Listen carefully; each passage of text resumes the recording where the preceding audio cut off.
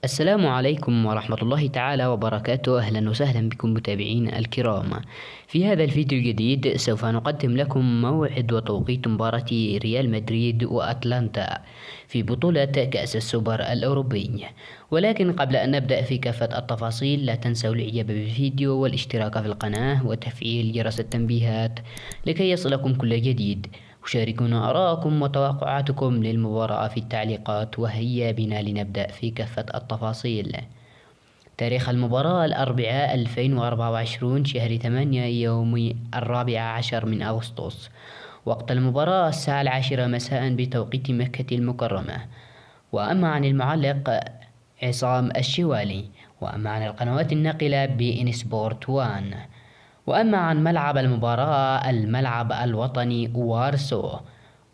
وأما عن الجولة النهائي. لهذا قد نكون